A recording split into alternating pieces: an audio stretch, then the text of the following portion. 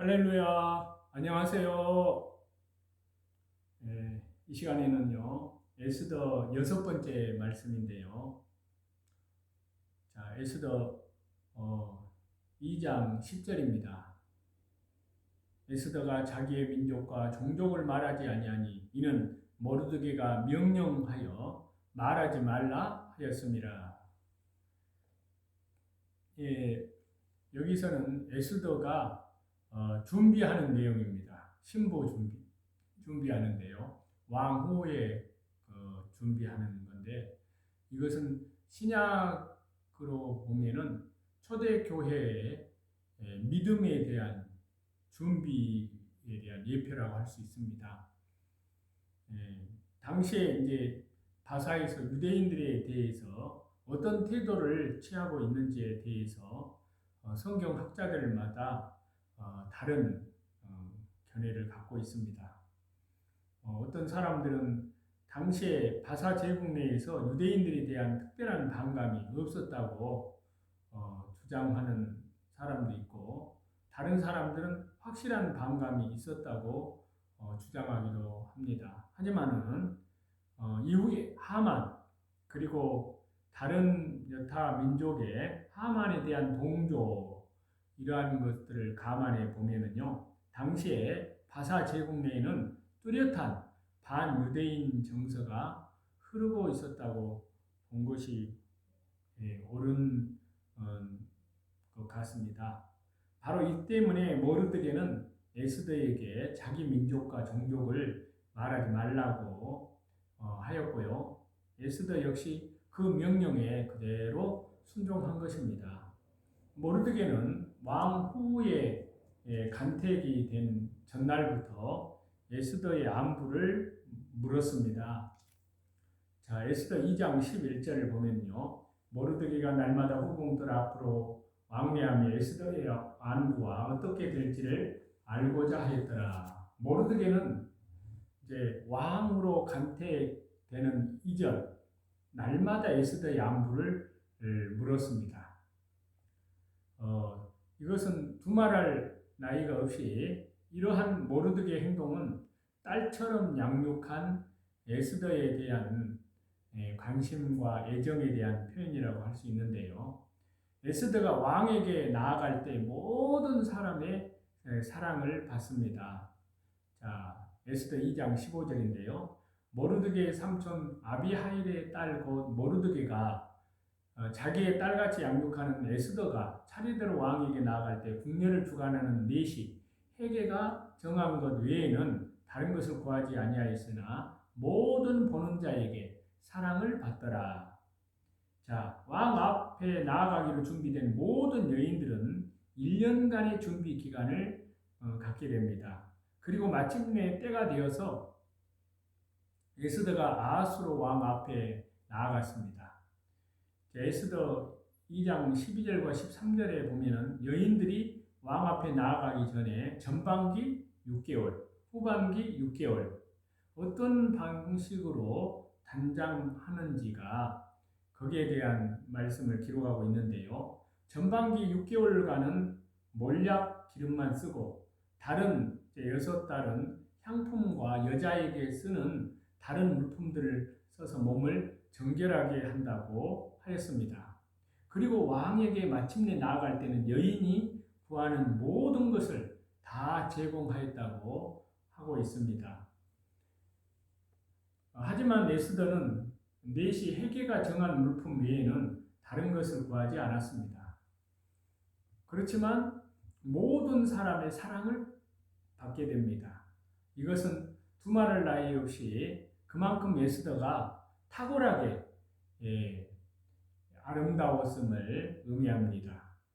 그래서 이러한 말씀을 통해서 우리가 역사, 그다음 문자 이런 내용은 사실 지금 시대 우리와 아무 상관이 없는 내용들입니다. 하지만은 이들에 대한 그런 말씀도 예수님 안에서 예수님의 관점으로 보면 그 의미가 뚜렷하게 드러나게 되는데요. 에스더가 유대인인 것을 감춘 것은 신약 시대의 교회가 과거의 제약된 모습을 감추어야 함을 뜻한다고 할 수 있습니다. 자, 에스더 2장 10절인데요. 에스더가 자기의 민족과 종족을 말하지 아니하니 이는 모르드게가 명령하여 말하지 말라 하였습니다. 자, 모르드게가 에스더에게요, 그 민족과 종족을 말하지 말라고 한 것은요, 신약의 관점으로 보면은 교회가 예수님 앞에 서기 위해서는 지나간 제약된 과거와 단절해야 함을 뜻합니다. 물론 유대인은 구약시대의 서민입니다. 하지만 페르시아 제국에서 이스라엘은 죄로 멸망한 민족이 지나지 않습니다.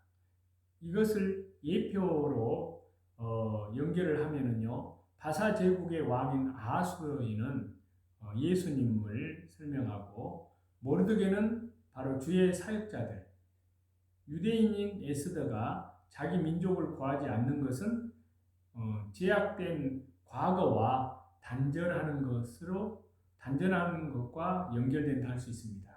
자, 이것을 단지 문자로 보면 에스더가 자기 출세를 위해서 진실을 말하지 않았다거나 이를 모르드게가 사주한 것 외에 다른 의미가 없지 않습니까?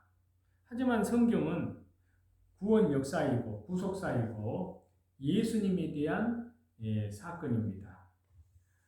그래서 모르드게가 에스더의 안부를 알고자 한 것은 주의 사역자들이 성도들의 영혼을 늘 말씀과 기도로, 또 기도와 말씀으로 보살피는 것을 예표한다 할 수 있습니다. 그래서 에스더 2장 11절에 보시면요, 모르드게가 날마다 후궁들 앞으로 왕래하며 에스더의 안부가 어떻게 될지를 알고자 하였더라. 자, 모르드게가 매일 날마다 에스더의 안부를 알고자 했던 것은요, 주의 사역자들이 성도들을 염려하고 교회의 영적 상태에 대해서 항상 유념하는 것을 뜻한다고 할 수 있습니다. 그래서 고린도후서 11장 28절에 보시면요, 이 외의 일은 고사하고 아직도 날마다 내 속에 눌리는 일이 있으니 곧 모든 교회를 위하여 염려하는 것이라. 사도 바울이 그랬듯이 주의 사역자들은 성도들, 교회에 그 맡겨진 주님의 귀한 영혼들을 돌봅니다. 목자가 양을 돌보듯이 늘 주의 사역자들은 어떠하든 그리스도의 아내로 성도를 올바로 말씀과 기도 가운데 믿음으로 올바로 세우고자 순종하고 그들의 영혼을 인하여 안타까운 심령을 간직합니다. 에스더가 보는 모든 자들에게 사랑을 받는 것은요, 초대교회가 주의 백성들에게 칭송을 받는 것에 대한 예표입니다. 그래서 에스더 2장 15절에 보시면요, 모르드게의 삼촌 아비하일의 딸 본 모르드게가 자기의 딸같이 양육하는 에스더가 차례대로 왕에게 나아갈 때 궁녀를 주관하는 넷이 헤게가 정한 것 외에는 다른 것을 구하지 아니하였으나 모든 보는 자에게 사랑을 받더라. 자, 앞에서도 말씀을 드렸듯이 넷이 헤게는 12사도 또는 주의 사역자를 예표한다고 말씀드렸는데요. 에스더가 넷이 헤게가 정한 것 외에 다른 것을 구하지 않는 것은 헤게가 정한 대로 따랐다는 것. 다시 말해서 순종의 믿음, 순종하는 신앙을 예표합니다. 초대교회가 12사도를 통해서 양육되었듯이 에스더도 그와 같이 양육을 받았고요. 또 순종하였습니다. 그러자 모든 보는 자에게 사랑을 받았습니다. 이는 교회가 순종하는 신앙으로, 순종하는 믿음으로 그 아름다움을 뚜렷하게 드러낸 것을 뜻한다고 할 수 있습니다. 그래서 사도행전 2장 47절에 보시면요, 하나님을 찬미하며 또 온 백성에게 칭송을 받으니. 자, 에스더의 이 모습은 항상 사도들의 말씀에 순종하는 초대교회가 온 백성에게 칭송을 듣는 모습과 연결된다고 할 수 있습니다. 그래서 초대교회 성도들은 어찌할꼬 하면서 가슴을 치면서 회개하는 내용이 나오는데요. 사도행전 2장 37절입니다. 그들이 이 말을 듣고 마음에 찔려 베드로와 다른 사도들에게 물어 이르되 형제들아 우리가 어찌할꼬 하거늘. 자, 에스더가 자기를 단장하고 왕후로 아수로 왕 앞에 서기 위해서 준비할 때 무엇을 가장 먼저 했을까요? 여기 말씀에는 나오지 않지만은 바로 목욕 또는 씻는 것이었습니다. 아무리 좋은 화장품이라도 얼굴을 씻지 않고 바르면 안 되잖아요. 초대교회는 바로 예수님의 신부로 새로 간택이 된, 피택이 된 이들입니다. 자, 이들의 출발점에 회개가 있음은 같은 원리입니다. 곧 씻음으로 화장하고 단장을 시작하듯이 회개로 교회가 그리스도의 신부로 단장을 시작한다는 것을 뜻합니다. 그래서 요한계시록 22장 14절에 보시면 자기 두루마기를 빠는 자들은 복이 있으니 이는 그들이 생명나무에 나아가며 문들을 통하여 성에 들어갈 권세를 받으려 함이로다. 자, 두루마기를 빠는 자들, 이것은 새 예루살렘 성 혼인잔치에 참여하듯이 주 예수 그리스도의 십자가 보혈 영원한 속량함 안에서 하나님께 회개함으로 우리는 그리스도의 신부 단장을 올바로 할 수가 있습니다. 그리고 사도들의 가르침을 받고 기도하는 내용이 나오는데요. 사도행전 2장 42절에 그들이 사도의 가르침을 받아서 서로 교제하고 떡을 떼면서 오로지 기도하기를 힘쓰니라. 회개에 이어서 신부 단장을 위해서 교회가 간직해야 하는 이 단장품은 바로 말씀과 기도입니다. 기도와 말씀이라고 할 수 있습니다. 말씀과 기도 역시 에스더의 몰약이었습니다. 성도를 성도답게 하는 것, 성도의 아름다움을 빛나게 하는 것은 바로 말씀과 기도입니다. 사도 바울이 하나님의 말씀과 기도로 거룩하여진다고 한 것도 이 때문입니다. 그래서 디모데전서 4장 5절에 그 말씀이 있잖아요. 하나님의 말씀과 기도로 거룩하여짐이라. 재산과 소유를 팔아서 나누어 주면서 날마다 성전에 모여 하나님을 찬미하는 내용이 사도행전에 나오는데요. 사도행전 2장 45절에서 47절입니다. 또 재산과 소유를 팔아 각 사람의 필요를 따라 나누어 주며 날마다 마음을 같이하여 성전에 모이기를 힘쓰고 집에서 떡을 떼며 기쁨과 순전한 마음으로 음식을 먹고 하나님을 찬미하며 또 온 백성에게 칭송을 받으니. 자, 재산과 소유를 팔아 나눠주는 것도 성도가 간직해야 할 단장품인데요. 이건 다른 말로 하면은 무소유, 믿음의 단장품이라고 할 수 있습니다. 다르게 말씀드리면 욕심을 버리는 화장입니다. 단장입니다. 세상에서도 욕심에 찌든 사람, 탐욕으로 사는 사람은 추하게 보입니다. 그리스도인은 소유와 탐욕에 연연해야 하지 않습니다. 하늘에 더 큰 보화가 있음을 알기 때문에 그렇습니다. 무소유의 그러한 믿음으로 단장한 초대 교회가 아름다웠듯이 지금도 성도가 천국 가기 위해서 예수님의 신부로 자기를 단장하기 위해서 무소유의 믿음을, 신앙을 간직합니다. 날마다 성전에 모이는 것은 예배의 신앙을 뜻하고요. 성도가 한결같이 자기를 하나님 앞에 바로잡고 올바르게 잡고 아름답게 세우기 위해서 단장할 화장품은 바로 예배의 신앙에 대한 그리스도의 신부로의 단장입니다. 한 믿음을 가진 성도들이 한 마음으로 모여서 하나님을 섬기고 예배하는 것이 바로 거룩한 자기의 단장이라고 할 수 있습니다. 그래서 하나님의 은혜 가운데에서 저와 여러분, 우리 주 예수 그리스도의 재림을 향하여서 나아갑니다. 그래서 출애굽기 34장 35 5절에 보시면 이스라엘 자손이 모세의 얼굴의 광채를 보기 때문에 모세가 여호와께 말하러 들어오게 하기까지 다시 수건으로 자기 얼굴을 가렸더라. 그렇게 말씀하시는데요. 자, 모세가 하나님과 대면할 때, 하나님의 존전 앞에 나아갈 때 그 얼굴에서 광채가 났듯이 예배하는 성도들은 예배 중심으로 사는 성도들은 거룩해집니다. 자기를 거룩하고 아름답게 그 성도들은 단장하게 됩니다. 신부 단장, 그리스도의 신부.